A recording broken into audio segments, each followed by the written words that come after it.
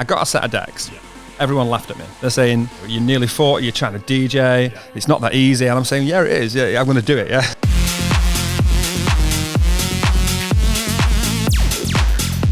So I had 3 weeks from when I started to DJ till I was playing with Medusa. There's an element of luck involved in this game, and I don't care what anyone says. This is a numbers game, and you improve your chances of having a bit of luck if you're consistent and you work hard. What you've got to do in this industry, and this is what I do, what is a big hack in this industry is this. Welcome back to the Off the Record DJ podcast, guys. Special one today. Special one. 640,000 monthly listeners. 80,000 on Instagram. Top 10 Beatport regular. Welcome. Chapter and verse. Good afternoon. Good afternoon. How's it going? I'm all right. I've rushed around. I've tried to get you here for ages, right? And you've even been in the studio. We didn't do it, but tried to get you here. Finally, you rung me about an hour ago and said, I'm coming. Story of my life. Nothing's organised. Everything's like ad hoc. But that's what you're about, though, right? Yeah, that's definitely what you are that's about. Me all over. Yeah, thanks for coming, mate. Appreciate it. Yeah, mate, you've had tunes out on Tool Room, Helix, Ultra Records, Atom, House of Records, all that stuff. But what's mad is, this has happened rapid. This has happened pretty quick because, I'll tell you why, because we've known each other for a while, right? Yeah. Used to go out partying in local clubs that I used to DJ at. I remember doing a festival in Sheffield called Bass Fest, and you stood in a booth with me. Yeah, in the VIP lounge. In the VIP booth. Yeah. I was DJing, and you were saying to me, like, oh yeah, I'm starting to learn how to DJ. What shall I get? What shall I buy? And that was like, I don't know, 2019 or something like that. Just something like that. Year before yeah, COVID, 2018. Yeah. So how has this happened? So when did you decided to start around then? Started to think about doing, was it production or DJing or both? I actually was away in Ibiza, and I went with a friend of ours, Dale. Yes, Dale.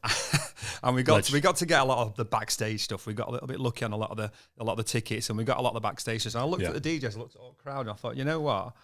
Like, these DJs are just bringing energy, which I have abundance of. You are a ball of energy. That is a fact. So I'm going to have a whirl at it. And literally, I came home a week later, and I drove up to Bop DJ. Yeah. And I'm not quite sure if I know exactly what they're called. You're looking for it. That might be one there. What's that? DDJ 400. It was a bit bigger than that. Yeah. Is it 1,000? Might be an 800 or 1,000, yeah. It was an 800. 800, yeah. Right, so I got an 800, and then I was playing on it, and DJ Manny. Yep. DJ Manny said, DJ Manny, come around and teach me how to DJ. Yeah. Came around for about 20 minutes. Yeah. You can ask him, 20 minutes. Yeah. So I can't got much more time. I said, that's fine, that'll do. Yeah. Right. 2 weeks later, I ended up coming back to Bop DJ 2 weeks later and swapping it for an RX. RX2, maybe, or 1? Two, yeah. An RX2 with a center console and left and right decks. Yeah. And then a month later, DJ Manny lent me some Nexus 1000s. Yeah, God, they're awful, aren't they? Terrible. It's good to learn on, but the jog wheels are so wobbly. Wobbles. And a mixer. Yeah. Something. Pioneer? Denon? Allen and Heath? Allen and Heath, yeah. Zone 1 or something like that. Yeah. So an Allen and Heath. Yeah. And then literally that's what I learned to DJ on. Was it? So yeah, and you know what? I kind of got rid of the RX2. I got rid of the little. I part exchanged them all, and what I did then is Manny just lent me the CDJs, and that's what I learned to DJ on. Is it? Yeah. When I played at EDC, that's the only thing I played on before in my life. Oh really? I played my first show in America. Yeah. And my first tour was EDC. Right. Let me stop you there. So you've got these, you've got your decks, and you started to learn how to DJ first. You did that first. I've got a better one than that, actually. Go on. Okay. I'm going ahead of myself. Go for it. So what happened first is I got a set of decks messing about. Yeah. Everyone laughed at me. Yeah. They're saying, you're nearly 40, you're trying to DJ. Yeah. It's not that easy. And I'm saying, yeah, it is. Yeah, I'm going to do it. Yeah. So everyone laughed at me. 2 weeks later, Dale, our friend, calls me up. Bro, I'm going to try and get you a show. Love it. Right? At Code in Sheffield. Well, they run all the clubs, so... Yeah. So I said, I'm going to try and get you a gig at Code. Yes. Warming up for Medusa. All right, yeah. Nice. Yeah. Nice. He never got me that, and I worked for him for 10 years. Can you DJ? Said, yes, I'm great at it. Yeah. Right? Yeah. At that point, I'd been DJing a week. And no joke, yeah? No joke. He said, well, it's in 2 weeks. So I had 3 weeks from when I started to DJ till I was playing with Medusa. Yeah. No joke. Wow. So I learned on the decks. I learned on the RX2. Yeah. The first time I seen a set of CDJs Was in that. was in the club with Medusa. Medusa, I yeah. had never seen them in my life. Yeah. I'd only used the RX2. Yeah. So I didn't even go from I didn't even go from USB. laptop to USB till a week before. Oh yes, yeah. I'm gonna say Because yeah. at the beginning I had a set of an 800. Yeah. So you're on a laptop. Yeah. So when I went in there into play with Medusa, Yeah. it was the first time I seen a set of 2000s. Jeez, how did it go? I'd never missed a beat. Yeah. I swear to God. Yeah, I never missed a beat. I miss Amazing. more now. Yeah, you miss more. I miss more now. Yeah. More I never pressure. missed a beat. I never stopped anything. You know, and that occasionally does happen to everybody. But literally, I didn't miss a beat. That's mental. And so from that show there, I then started to do like little bits and bobs, and then COVID hit. Yeah. So at that time, like you say, you were sort of 38, 39 at this point, were you? And so COVID hits. You obviously you can't get a DJ gig anywhere. How do you get into producing? So at the time, I had an idea. So my plan was this, right? Yes. I'm going to make big room tech house music. Yeah. Music. Is this because you love it? Yeah, because I love the energy. I want the big stuff. I want to get like the big. I saw the DJs and everyone's cheering and going crazy. Yeah, the yeah, energy. yeah. I'm thinking. Yeah. I'm thinking. I want to do this. I want to do like some big room tech house stuff, you know, that no one else has done, and try and like get EDM. Yeah. And the future house thing towards tech house and make it as big as Garrick's. Love as that. big as that's what I love always that, to have that vision. And I believed I believed then it's possible, and I believe now Still. that it's possible to have that what they had then again now. Yeah. It's just a question of getting that to people. Okay. You know. So and what it is happening now. All the people that I speak of there. Yeah. You know, come to me for music. Yeah. And they do. You know, Yeah, whether yeah. it's Steve Aoki, whether it's Dimitri Vegas, Yeah. they all come to me and they all want music. Love that. You know, so it is possible, and it's just takes a little bit of time. Yeah. So you had this vision. How did you start producing? Did you forget a mentor So or something? I went to Mastermind Studios Yeah. with Scott Lowe, Yes. the biggest legend on the planet, Scott Lowe, yeah. Producing legend. and Carl Howson. Right, yeah. Do you know Carl? I've never met him. No, he and is. Never met Mastermind him. Studios at the time, and so that was like the first place that I went to. That's where I learned. That's where I kind of like made that my weekly thing to go every week, Every week, like a religion. without fail. And this was through COVID, was it? Or No, sort not of- that, obviously. This Well, is a bit before. no, it was kind of like before Before a little this, bit yeah, before yeah, COVID. yeah. But I've always been really consistent at what I do. Yeah. So I've always tried to kind of like, I got onto that sound from Dreams, which was Dreams was made in a tutorial lesson. Yeah. Was it? Well, let me stop you there. That you put a tweet out saying, to get my first record, Dreams, signed, I went to labelbase.net, manually copied every record label email address, sent the track to around 1,000 labels, and took the best offer, which at the time was €100 buyout. Right. So what happened with that track? That's mental. Is that track when we did it in the tutorial wasn't that great. I had the vocal all the way through it. Right. Yeah. I heard Martin Ikin, Yep. Hooked, Yes. and I heard the way he did the synth before the drop. Okay. But do you know what I want to do? I want to do the synth before the drop. into that, yeah. So I've gone and I've downloaded a synth which sounded similar to it. Yeah. Right. Which is what you know, do. the bit, that's and that's how that record come. I took the vocal completely out, Yeah. Okay. and they're like going, "Well, you don't want some vocal." And I'm going, "No, I want it to be like this. This is what I want." Yeah. You know, and still to this day that record gets played. Yeah. But kind of when I had that record, I had nothing. I had 500 followers. Yeah. No one knew who I was. Yep. I had no shows behind me. I couldn't get any footage. I had nothing. Yeah. So I literally, honestly, Yeah. went onto my computer. At the time, I had a job, remember? Yeah. So I went onto the computer and I thought, where can I get email addresses from? I thought, Label Base might have them. I just kind of like Googled it, looked at the labels. What is Label Base for people who don't know? Label Base is basically a website which contains all the contact details of all the labels of all genres. Yep. And I don't know, I've not been on it for a long time, but Yeah. I do know it has email addresses on. They probably don't. They probably don't anymore because people like me. yeah. It's probably bad. But I didn't even know at that point what a genre was. Right. So it's when it was like I was going, right, I'm going to go into tech house and be a tech house thing. I had no idea. Yeah. I You just knew what you liked. I didn't even listen to the record. I didn't look at the labels. I didn't do anything. I just got the email addresses. I thought, right, if it's not for them, they won't want it. Yeah. So I'm not losing anything. If they don't like me and they block me or they say you're spamming me or whatever, Yeah. then fair enough. It's not for you. Yep. So I literally, I went on, I copied and pasted that. I copied and pasted so many, and I mean so many. Like after got a massive Excel spreadsheet of a massive. I've still got the list now. Have you? Yeah, I've got a bigger one now. and I sent it out to them all, and then a few came back to me, giving me grief.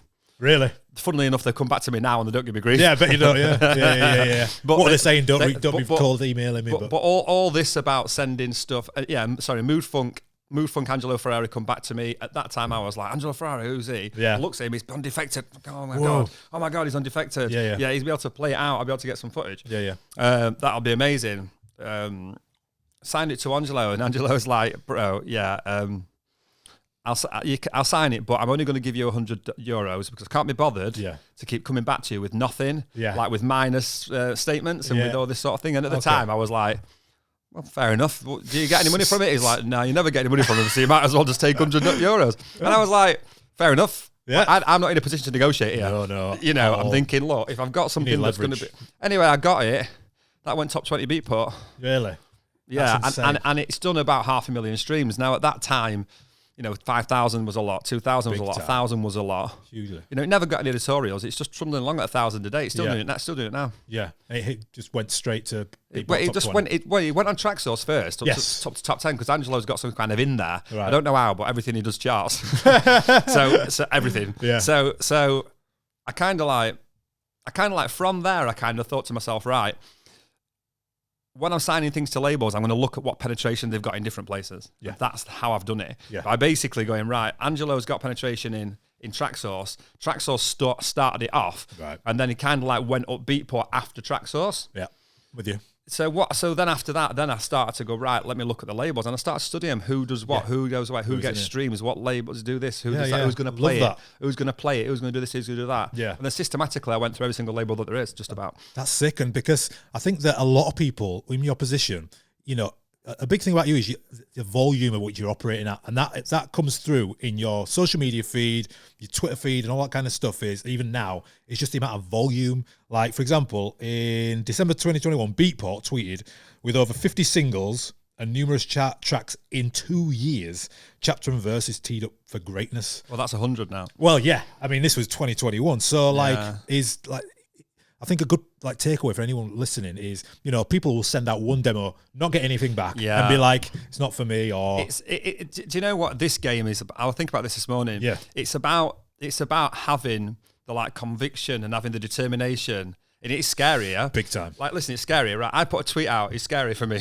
I put a post out on Instagram. Yeah. A few days ago, it gets no likes. No, I think that's not good for me. Right. It's about what you've got to do is you've got to just go and take the leap and do stuff. 100%. Send it to the labels, get knocked back, carry on and carry on and carry on. And the thing with me is this: although it does affect me in a way, it does. I know I'm only human. It affects me. I don't let it affect my progress. If anything, does it motivate you? Yeah, just go right. Yeah, nothing will. Someone says no to me, I say right, and I'll just carry on, and eventually I'll get there. You said I think you put out a tweet the other day saying a knockback is like a red rag to a bull to me. I don't. It makes me. The thing is, what happens in this industry as well is a lot of people who are above you. Yeah. You'll get to a level and they then will stop supporting you. Right. I have seen it. I can list you names in the industry who are around about the same size as me, who have stopped supporting me in playing, in likes. It's only a little thing. Little things. But I can see it. It's evident. You think that's a competition thing? Yeah, they're scared. They're scared of the competition. They're scared. But ain't there enough for everyone?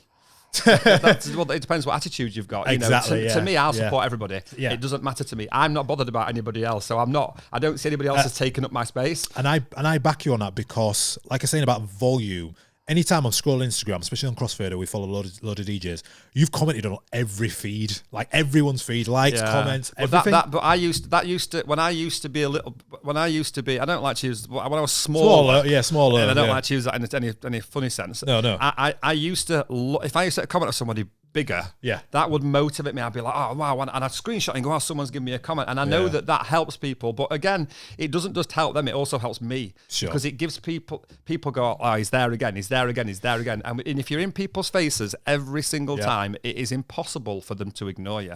100%. And you can't win them all. 100%. You can't win them all. You can't satisfy or please every single person. Without a doubt. And is that a big thing? Because you can tell from your tweets, from your social media, that this, like, the way you're coming across, right, you don't change for anyone. Like, your voice is your voice. Is that important? The thing about what I've always done with Chapter and Verse is this: I've never ever done anything to manipulate a situation or to try and get. I don't want to belong to anyone's club, right? If you look at my stuff, it's very clear. I don't want to belong to anyone's label. Yeah. In terms of like, I'd be carried by another bigger artist. I'm not saying it does work for some people, and some people do it, but I don't want to do that. Yeah. So that's my choice. Yeah. And I will never change the way I am. I don't. I fundamentally do the same things as I've done from day one. Yeah. And whether it's commenting on 10 people's or commenting on 1,000 people's. Yeah. Fundamentally, the way I operate is exactly the same as I've always done since day one. Yeah, and I can test to that because I've known you for, I don't know, 10 years. And that's the exact. I mean, I have got lucky in some senses at some points of time. Yeah. But this is a numbers game, 100%, and you improve your chances of having a bit of luck if you're consistent and you work hard. Look, at the end of the day, a lot opportunity will come your way, like you said with that Medusa gig, and then having a track out, and you could have gone with that track and been like, yeah, send it to a few local DJs, see what happens. But you went big, like you say, you had the vision in mind of having this sound. You went big, 1,000 emails sent, and then it just becomes part of your like ritual. Then what you've got to do in this industry, and this is what I do. What is a big hack in this industry is this: go get the low hanging fruit. Right. Do not bother trying to penetrate markets which are difficult or which are edgy, which are close clicks. Go and get the low hanging fruit. So go round. I go to South America, I go and get people who are interested in me. Yeah. Right? If they're not interested in me, I ain't interested in them. I'm not going to try and change their mind or change what they like. Totally. I'm not interested. I go to people who come to me. And then I nurture those people. I give them the respect to reply, or I give them the respect to comment. Yeah. And then in a sense, that's why I've got such a firm, good fan base, a solid fan base. What was Lights Out was like 50 million plays on Spotify or something. What was the track that was like? Have you just gone on a steady trajectory, or was there a moment where it was like, oh shit? one thing, I mean, this is not really the question you've asked me, but one thing that a lot of people will relate to is this: when you get to a sound like I did very quickly, it becomes monotonous. So it becomes boring to you, not to everybody else. No. And this is something else I'll touch on in a minute. Yeah. But because of that, it's really hard to stick with what you're doing and not change. You know what? It's amazing because we have this same conversation here across Fader. Like, for example, this podcast, for example, it's just usually just us three talking, and we think we're just saying the same thing over and over again. Yeah. But our podcasts are going up in the thousands. So go on, carry on now. And it kind of like I've learnt this the hard way by doing stuff and going, right, I've made 5 trance songs and 5 progressive songs and all this sort of thing, because the output's so big, the output's so high, it doesn't matter to me because I've always got stuff to fill the gaps anyway. Yeah. But what I've learned over the last few years is this: try to get to a sound, stick to it, and develop that sound. Just because someone's doing better than you, it doesn't work like that. It's like, say, if you go to Gordon Ramsay with the same recipe, he's going to make a better cake. That's how it is. I get that. It doesn't work like that, So try and get to your own sound and try to do your own thing. And do you think you just constantly, how do you sort of figure out what sound you're going to produce next? Are you just in a constant state of creativity and whatever comes? Or, like you said in the beginning, when you had that end vision in mind, are you still trying to attain that, or do you just kind of go with the flow? The thing is now with what I do is this: I'll have an idea which I'll write, or I'll have the idea comes in 2 minutes, 3 minutes into your head. It's not something that takes hours and hours to sit there. But I'll then go studio and forget about it all the start again. I think a lot of producers will relate to that. And I'll start a song, and if it's going the right way in the first half an hour, I'll carry on. I think I'll dump it. Right. That's one big thing about this. That's a great tip. Let me tell you this for nothing: the fastest ones are the best ones. Everyone says that, don't they? And not only that, if you're gonna sit there and overthink it and try and mess about like all this bull about, I'm just EQing my hat and all this lark, I'm putting some kickstart on my bass. It's just simple. It's just not necessary. Simple stuff. You're better off trying to get an idea down as quick as you can and getting to that point, and then from that you can then kind of like see whether to dump it or to carry on and to keep it. Do you understand what I mean? Totally. You're better off doing like 5 a week or 6 a week ideas. Picking the best one and finalising that. Than getting one and trying to make it. Trying to draw it out. Effectively polish a turd. Exactly. Yes. You're just getting frustrated, and that's where writer's block will come in. But nobody whoever anybody is, and I've worked with the best producers in the world, a few of them. Yeah. Nobody writes hits every day. It is a numbers game because they get to sit there all day, every day, and do 2 a day, 3 a day because it's their job. You know, like I say, the numbers are increased about how many hits they're going to get, but that's because they're doing it all day, every day. Yeah. But nobody, and I mean nobody, anybody these producing in England, I know them all. Yeah. Right, nobody in America, I know most of them. Yeah. It doesn't work like that. It's the numbers game, you know, and they're getting the best top lines, and they're getting the best ideas, and they're getting the best 100%. But it comes across in everything you do. It's like a numbers game. Like you said, what is it, 100 tracks released now and something like that, and you've probably got another 100 in the tank. And I've got a few, but you know what? I probably got about 300 tracks that are unreleased. Right. I'll probably release about 10 of them. Right, yeah. And that's because of my journey and my growth has been that everything behind me is gone. Yeah. I don't look at anything that's behind. I look at 1 or 2 behind me. It's only recently I've started to play things that are old. Yeah. Only the last sort of probably last 6-8 weeks. Yeah. Before then, I've always been like, people are bored. Fact of the matter is, no one knows who I am. That's the reality. Yeah. The normal public don't even know. I like this. Like you tweeted this. I love this. If you're getting well known in your genre and need to keep your feet on the ground, just remember that 99% of people don't know who you are. I played in San Francisco. I played in San Francisco, sold out show a few weeks ago. Yeah. And I went outside and I walked down the line. Yeah. Walked down the line, which was 50, 100 deep. 100 people in the line's a lot of people. Yeah. And people throw numbers about like all these numbers. 100 people in the line's a lot of people. Yeah. I went outside and walked down the line. Yeah. Not one of them recognized me. Yeah. Right. And then when I played inside, I played just about all my own stuff, just about everything that were old, that were everything, you know, and a lot of them, they all loved it. So don't, because you've got something that's old that you've heard 1,000 times doesn't mean people have heard it. You know, even Lights Go Out. I played that at Salt Lake City festival. The festival was sick. Das Energy. It was a sick festival. Unreal settings. I don't know if you've seen it, but unreal settings. And that tune I played, Lights Go Out, and the view that I had and the impression that I got was nobody had heard it. That's the thing you've got to remember. You're surrounded by it all the time. And to you might be like a relatively, you know, local, well-known DJ. Sure, But fact of the matter is, people probably haven't heard. You tweeted this as well. Most people have never heard of Beatport. Most people aren't DJs. Go and play what you want from the top 100. Chances are most people haven't heard of them. Remember, normal people and normal jobs have to go to normal holidays. They buy tickets and don't download tracks. Facts. I don't now. It's not because of Beatport. Yeah. You know, I've had lots of in there. I don't go in there anymore because I'm not really. I get stuff on to promo, but I've got my own stuff, so I tend to get my own stuff and put 3 or 4 of somebody else in the set. Sure. Literally in 2 hours. 100 of my own, 3 or 4 of somebody else's, which I like, and they usually bootleg so people know the vocals. Yeah. So, but the fact of the matter is, you know, when I'm getting stuff on demo and promo, that comes out a lot before the report, doesn't it? 100%. Barry, we're going to play a game that I play every week on a podcast. Are you ready? What is it? Speed game. So, this is called Crossfaders Chart Challenge. Basically, how it works is I've got 7 spaces on this chart. Now, I'm going to play your music. Now, you're not going to know what order I'm going to play them in, but once you lock in a chart position, it can't be moved. Does that make sense? I'm going to play you a track. You've got to lock it in. It does depend what you mean by, you know, the position, because it depends for what. Well, this is top 7 chart. For playing? This is your favourite music that you've made, all right? So this is your just favourites, right? So you've got 7 chart positions, right? I'm going to play you a track, random order, and once it's locked in a chart position, it's locked. All right? Let's see if I can remember 7 songs. Right, first one. 7. This is you with Dimitri Vegas, Steve Aoki.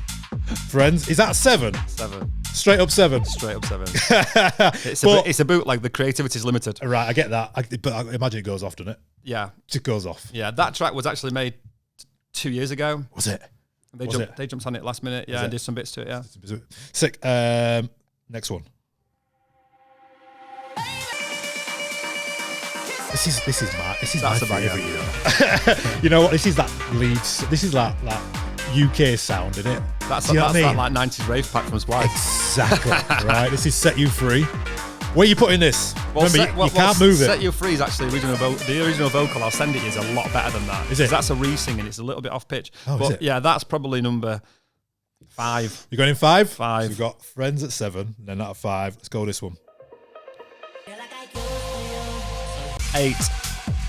You're not a fan of this one. I don't like that. You don't like this one anymore. I don't like that song because I copied Ferrari and it didn't work as much as I would have liked it to.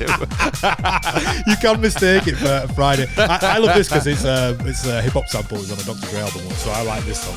So news for you: 8. You got to put it at 6 if it's going to be low because you can't move anything. We've only got 7 positions. 6 so it's going in at 7. This is I'm saving my top ones for some. But best ones up. Go on then. Right. See, I play this out a lot. This is move left, move right. Yeah, it's a good. This track's a good kind of crossover track between underground and kind of. I play this quite a lot. Do you understand what I mean? Yeah, I play this quite a lot. You can kind of like it. You can sit anywhere just about. Yeah. That's why I did it. Yeah. Probably. What's the next one? 5 or 4? You've got 4 free. 4. Yeah. Yeah. So you've got 5. You've done 5, 7, 6, and 4. So you've got 1, 2, 3. Yeah. Difficult ones. All right, let's go. See, again, I won't put that in my top 3. Would you know? Why? This is the thing. There's too many to choose from. I tell you what happened with that track. That track went viral on Instagram and TikTok with somebody else.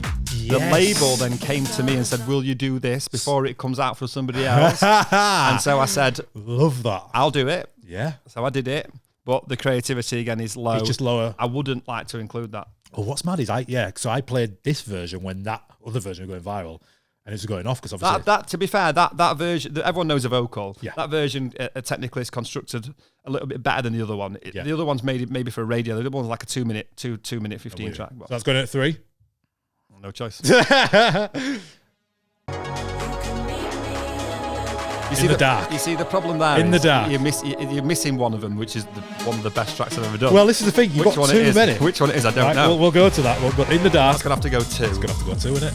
That's Poppy Bascom on there. All right. Yeah, that's it. I love the visuals. Underrated that song, to be fair. It didn't get as much as I would like it to get, that song. I've got this. You talking? Well, that's not number 1. Right, I'm going to play your number 1 after, but you're going to have to put it in number 1, aren't you? Or number 2. The number 1 or number 2 would have to be is either Ashes or Lights Go Out. I'm going to say it's got to be. It's got to be. So Lights Go Out has got what, 15 million. The thing with Lights. When did Lights Go Out come out? When did that come out? 2 years ago. Yeah. The thing with Lights Go Out is this. Lights Go Out came off the back of Ashes. Ashes is the real pioneering track. Right. The new song that I've just done. Yeah. See, this song was.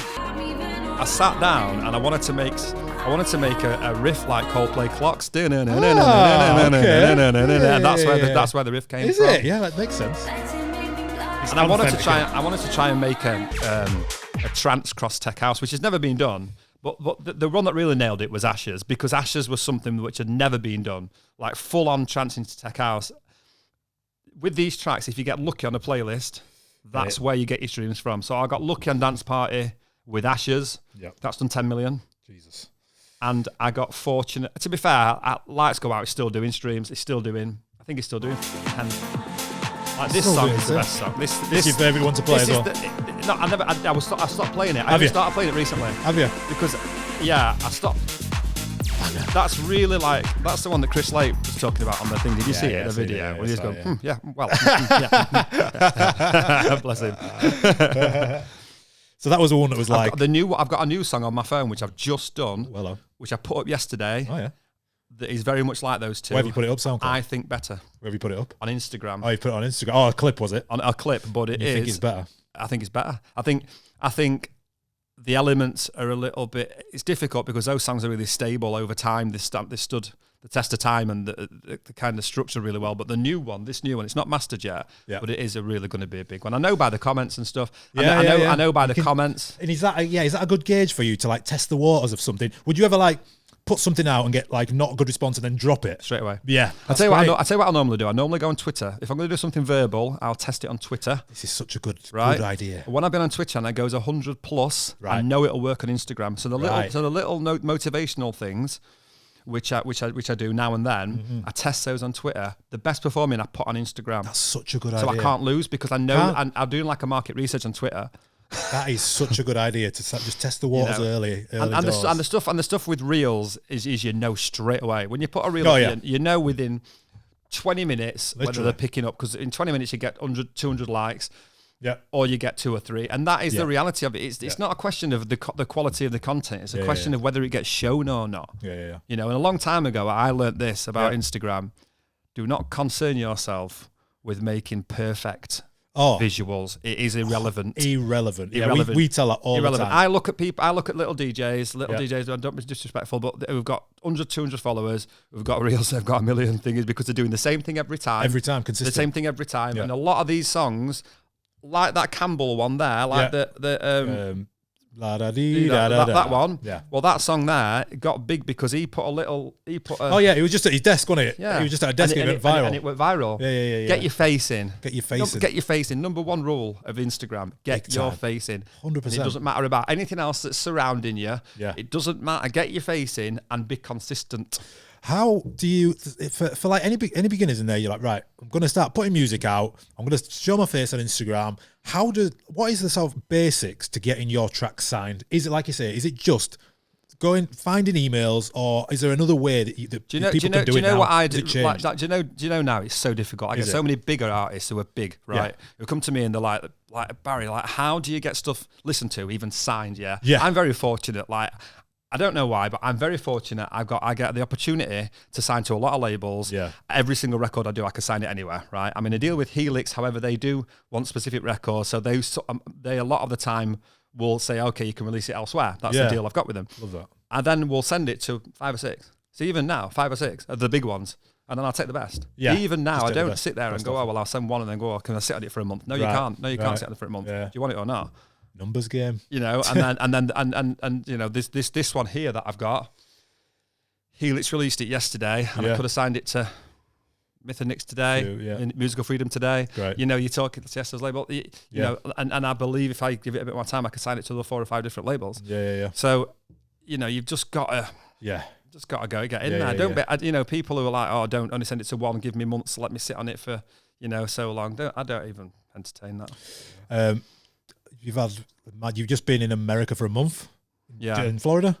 Yeah, I stayed in Florida. Yeah. The last 12 months, just looking at your Instagram has been like chaotic and insane. But like, you've gone to every corner of the earth. Any like, you've got like top 3 standout shows where you're like, the thing about America is this, and what everybody sees is this, and this is like my complete honesty. Yeah. It's hard. It's hard for me to get shows. I've got the best agent in America.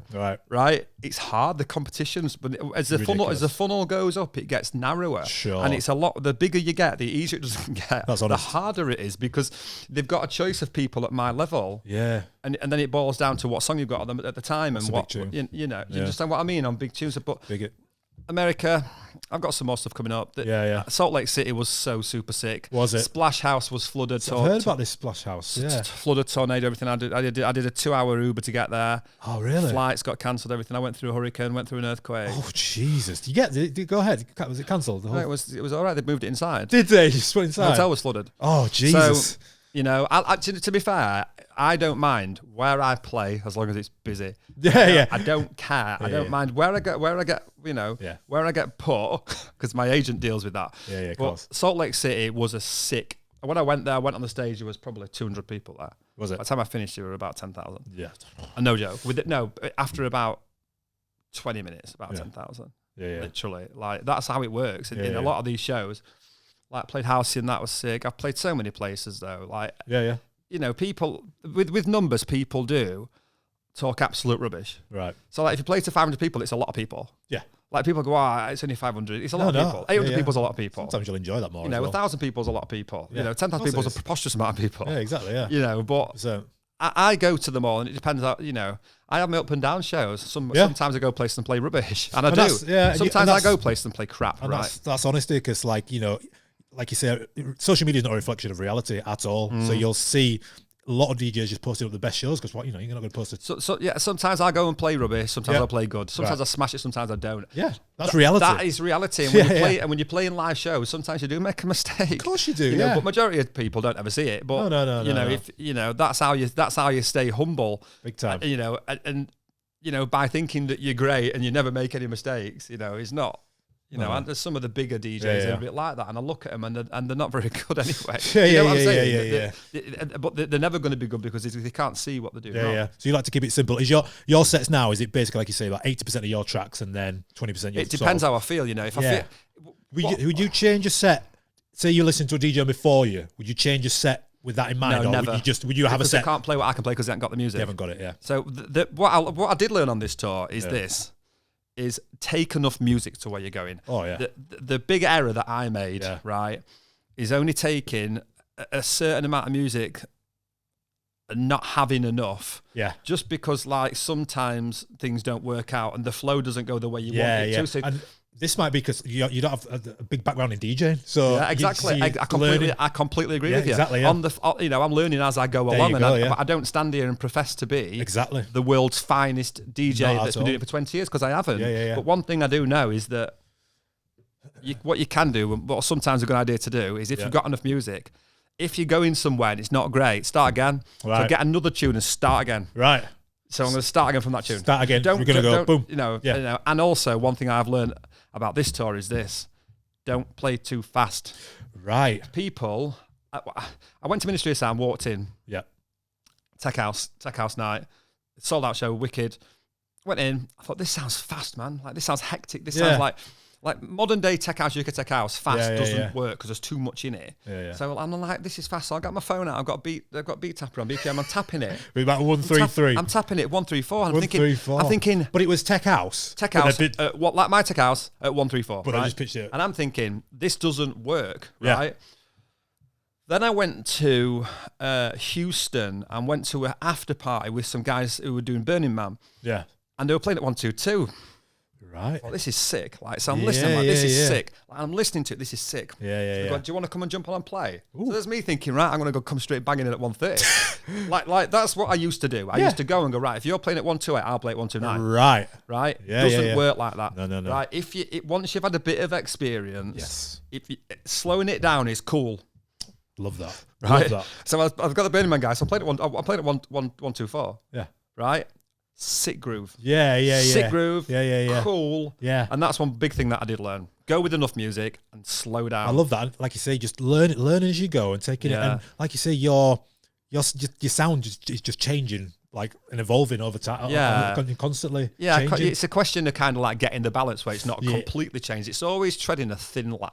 When you do what I do, you're treading a thin line between commercial and underground, between what's cool and what's cheesy. You know, and are you consciously thinking about that as well? Yeah, you're just trying to balance it. I'm trying to balance it between what I like and what I think is going to work. Sure. You know, but what I did realize is this: play your own stuff. Like, that's one thing I did realize. For a long time, I'd be like really shy about playing. Oh, really? That's songs. Interesting, isn't Just because I've moved on since then. I think that's crap. I made that when I first started. That's rubbish. Missing this is missing that. And this is amazing because it's like even like a DJ mix or anything like that. Even though your track Dreams or whatever will have 500,000 streams, you listen back and be like, God, it's not great, and it's just you get better every time you do it. Well, ironically, I play that track out now and everyone loves it. And so that's one thing that I have really learned is that no one knows who you are. The biggest thing about DJing, I could go and say, right, to somebody, it's like someone like Rez or Nightmare in America or James Hype. Yeah. No one knows who they are. Yeah. We're not in that world in the real world. Do you know what I'm saying? Obviously, we know who they are. They're massive. They're heroes. DJs know who they are. Producers know who they are. A lot of people don't know who Tiesto is. And I ask people, I said, do you know Tiesto's? No idea. I sit in the Uber and I ask them, do you know who David Guetta is? No. Yeah. They're not. Do you understand what I mean? No, I totally get it. We're in it. So we think that everything revolves around us. I used to go to shows and walk around like everyone does that. I'm looking thinking, why is someone asking me? Do you want a picture? I mean, to be fair, it does happen now. Of course it does. It does happen a bit more now. But like I say, it's important just to realise that they're to do a job, not to kind of. And that's quite liberating as well, because you know that if you put something that's not your best out. You put a track out or you have a bad DJ set. It's not the end of the world, is it? I mean, one thing that is true is this: you've got to keep putting stuff out, but you never know what's going to do something. 100%. You never know. It is. Yeah. There's an element of luck involved in this game, and I don't care what anyone says. Yes. You can't come to me and tell me that A-Craze woke up one day and had an epiphany. You know what I'm saying? I totally get it. I know Charlie is a great guy. I love the guy. Yeah. But what I'm saying is there's an element of fortune at the With right anything. time and the right thing, and he's a Look nice at guy. you having a gig with, with Medusa, your first Yeah, gig. I mean, to be perfectly honest, you say I've done it fast. Yeah. I think it's took me a lot longer than I thought it'd take me. Right. And that's because of COVID. So I had 2 years of COVID. Okay, yeah. So if it had not been for COVID, where would I I be? think it'd be, 2 years ahead. Would I be 2 years ahead or would I Or be 2 would years you not? behind? Yeah, You never yeah. know, do You never know. You can't change it. Because what happened is, at home, I built a studio in my house. Ah, okay. There you go. So I literally built a Do it all the studio time. in my house. Love that. Literally. So that's a studio that I still use today. Is it? Love that. We've got 3 months left at the year. What you got planned? Give us any juice. I sat at home earlier and I was looking at my releases. Yeah. I've got 7 songs to release, Have you? but I've got to do them 3 weeks apart. Ah, right. So okay. if you look You can at, squeeze them you all in. can't you squeeze reckon? them in this year, Can't can you? you? No, Look at the 21, Tight, innit? Yeah. 21 Yeah, weeks. yeah. So I've got one with a cool song with Dimitri Vegas and Good Boys. Hello. That's sick. Hello. I've got a wicked one called 2x2 with Steve Aoki. Oh, really? I've got Tipsy with Joel Corey. Yeah. I've got one with Bill and Ted Have you? in 3 weeks. Love them. I've got one with Pixie Lott, Really? which is done. Bit more. Sick. It's Bit more. trance. Bit more. Is it? He's jumped on the trance hype. It's offbeat, Yeah. it's offbeat trance. Here's you talk about So 122 BPM. Do you know what you can do though? You can, when you do what I do and you're putting out so much music, Sure. you can occasionally go Yeah, away from what you do, and you might get a different penetration of thingy. But you have got to make sure that you stick to your root fans. Yes, but you're doing that because of the volume. You can go, right, we're going to give you trans for a few weeks. Yeah. Because in 6 weeks, I'll have another. It's very much like that? it's very much like if you gave me Tale of Us fans today, Right. and I did what I do, and I'd lose them all. If they got all my fans today, they'd lose them all. Yeah. And that's one thing that I learned. Yeah. I put out like a lot of like testers, a lot of like pick some tracks, 1, 2, and a lot of them I chuck in like the odd, trance or melodic, and I tried it because they're technically a lot better, and musically a lot better, and they sound sick to me because I'm an educated listener. Yeah. But no one's interested. All my fans want tech house. So for the foreseeable future, I'll be doing tech house. Oh, really? The next few songs, Are they? the next one's got a little bit of like swag, like rap in it. Come on. It's sick. Is it? Yeah, it's Love called that. DJ Pepper. DJ Pepper. Does not make any sense. When's that out? It's out with Soon. Bill and Ted. To be fair, Bill and Ted put it on a plate for me. Nice. It kind of like it wasn't done, Yeah. but the vocal was there. Yeah. The bass line was there. It is a lot better now, if I must say so myself. but they came to me for that reason. Yeah, of course. So that's a true collab. They put it on a plate to me though. That's straight to Black Bottle, That's which is sick. to Sony. Yeah. That's good. And the next one after that is a new one, which I would class as like a lights go out. That new song is so sick. Honestly, like Is it? But it's 1 in 100 you get like that, and it is genuinely Just like magic. I've just got so many that are crap. Yeah. Like anyone that says, "Oh yeah, I've got all these and they're all brilliant." Yeah. No, they're lying. Yeah. They're Yeah, it's lying. like you said earlier. How many tracks you sat on that'll never get released? Yeah, and that's why what I do is I put something out on a little preview, and I'll see what he gets. Yeah. And if after a night I look at a night, I get up in money, it's got 100 likes. I think, well, no lights, I'll delete it. I'm not putting that out. Yeah. It's good though. It's like marketing, right? Market research. It's like market research, isn't And- it? and- Your own as Yeah, well. and as well, if you do that like with tracks that are going to be big, remember everyone's watching. Yeah. Where do you stand on making like bootlegs and stuff? Not really. The thing about bootlegs is I'd make them to play. To play out. I don't like. Like what's a bootleg? What ain't a bootleg? Is Tipsy a bootleg? Okay. Tipsy's got like a crazy Dom Dollar lead in it. It sounds nothing like the track. I'm with you. I'm using sample in the vocal. Yeah.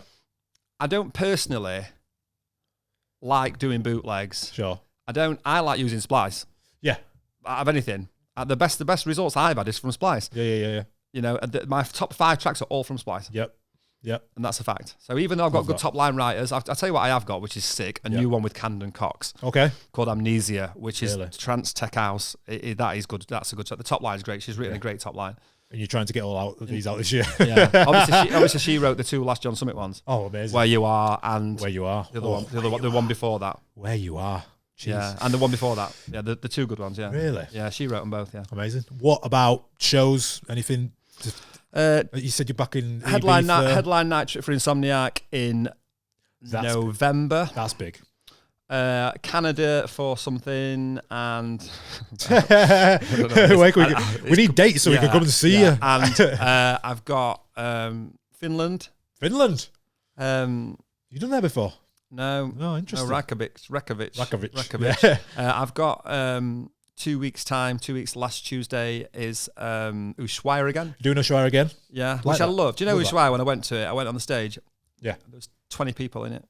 20 people in the what? place. In the place, the 20 people. Yeah. And by the time I finished, it was full. Full. It's a sick unreal venue. It's just hard to play when you look at it and you think, oh my God, there's 20 people there. It's vast, isn't it? It is, yeah. But when they all come, when it comes, and when at the end you're like looking around, you just think, wow. Is that for the Dimitri Vegas? Yeah, show? And I've got a few. I think I've got a ministry with them as well. And I've got a few bits about. So to be fair, in terms, I see it as being 6 weeks off because I'm not in America. So I know I've got 3 weeks in October on the bounce, but I've got 5 weeks off, and just about 5 or 6 weeks off, and then I'll be able to make probably a good 30 tunes. Yeah. And out of them 30, I'll be able to get a good 3 or 4 that are good. That's what I'm hoping for. This is the game. This is the number. But it's potluck. I might have 10 that are good. I might get none. Yeah. Potluck. Any shows in UK where I can come and plug VIP? Ministry. Love that. When I played Ministry last time, yeah. After 133, this is where you had the 133 BPM. Do you know what? They were openers. Oh, right. Okay. But what I'd say to people is that, don't think it's a race to try and play as fast as you can. No way. Going back onto the old thing. But and to be fair, the UK's a difficult market to penetrate. Very tough at the UK. Very tough. The market's tough. It's just not the same, is it? It's difficult. A lot of the clubs are short. You know, we've only got 6 months a year, and it's all the festivals. I got 3 months. I should have played at Creamfields, right? So I got offered Creamfields. I had to turn it down because I was in America. Yeah, which is no problem. I'll do it next year. Yeah, that's the only show I got offered in the UK. Right. So God knows how difficult it is for people who don't release music or who have got no profile. Yeah, it's incredibly difficult. You just got to keep trying. I've got to keep trying every day. I keep trying every day. I keep trying, and I don't work any less hard than I used to now. I work more. I work harder. Yeah, because you know it's difficult for everyone. It's difficult for everybody. Yeah, honestly, I think that's a great way to sort of end this podcast. Keep trying. It's a numbers game, and even yourself is getting knocked back, putting out millions of shit, hoping something sticks, and just trying to figure it out. Yeah, I mean, I've got the contacts for every label there is. I can go speak to people that own the label, run the label, everything.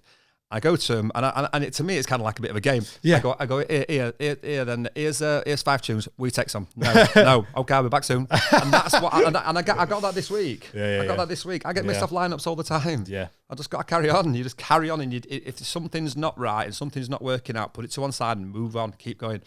Mate, on that note, we'll end it there. Listen, I could talk to you for days. Thank you, but thanks for coming in, mate. That's why I'm called Chapter and Verse. We do appreciate you coming in, though. We do appreciate you coming in, mate. Thank you. And Ministry of Sound, I'm coming. See you, Love it, mate. See you, mate.